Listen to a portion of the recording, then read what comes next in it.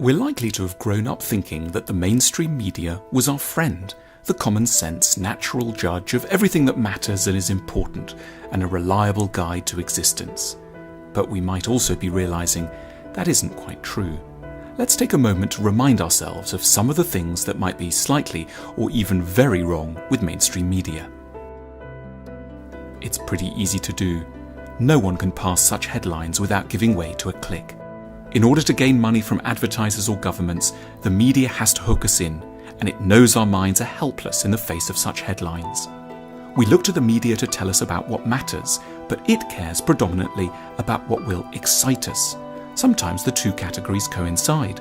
What's most important in the world may be what's most immediately exciting too. But usually that's not the case. We're built to have an almost irresistible attraction to certain stories involving power, fame, disaster and sex, and yet we're tempted to yawn about schools, developing world problems and the money supply. We're not evil, it's just the equivalent of our fatal weakness for processed sugar, fat and salt, and the media does everything it can to exploit this. In theory, the media has a deeply important function to play in a democracy.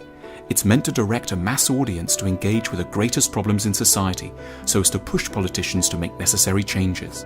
But as it is, the media is obsessed with scandals. It focuses relentlessly on the rather thrilling misdemeanors of a few people, rather than the large systemic failings that are harder to see and far less sexy to describe. It gives the population a feeling that it's on the side of the little guy against the big guy, but far from it. The sacrifice of the odd bigwig in a scandal are nothing, and reliably take our eyes off pushing for proper large-scale improvements. Most problems in society take time to fix, but by constantly changing the topic of national conversation, the media ensures that nothing will remain a priority for long. One always makes more money getting someone scared about bugs, viruses, explosions, than getting them to a sane, correct assessment of the dangers facing them and a melancholy acceptance of death and compromise in general. One makes more money getting people furious than patient before the challenges of righting a wrong, or philosophical in the face of human evil. It reports in impassive terms about adultery in a Hollywood marriage or the bad behaviour of a model. It pretends to care about so-called transgressions, while not admitting that it's at the same time titillating the audience, most of whom, deep in their unconscious, would love a chance to do what's being condemned on the surface. The media therefore hypocritically satisfies both our fantasies and our need to think ourselves normal and respectable. It's called the news because of an obsession with the notion that the new and important go together, but much that just happened is far less important than many things that occurred thousands of years ago. There are things we need that lie further back. The most significant bits of information could not always have happened in the last 24 hours, as the news pretends.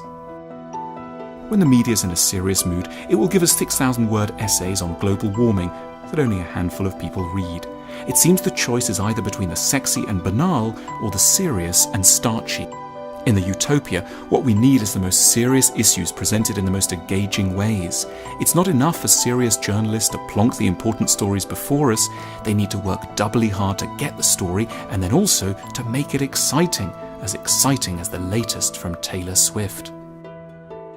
There's nothing wrong with having famous people in a society. The reason why celebrities become a dirty word is that we've got the wrong celebs in front of us. We need the media to anoint people with fame, but fame for doing noble and good things that really help a nation. We don't need to get rid of celebrities, we need better varieties.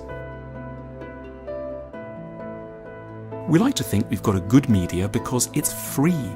Freedom is a wonderful privilege, no doubt, but on its own, it's nothing. We need a media that isn't just free, but also good, that is, able to direct a mass audience towards what truly counts, which is, as it's been since the days of Plato, justice, truth, and wisdom.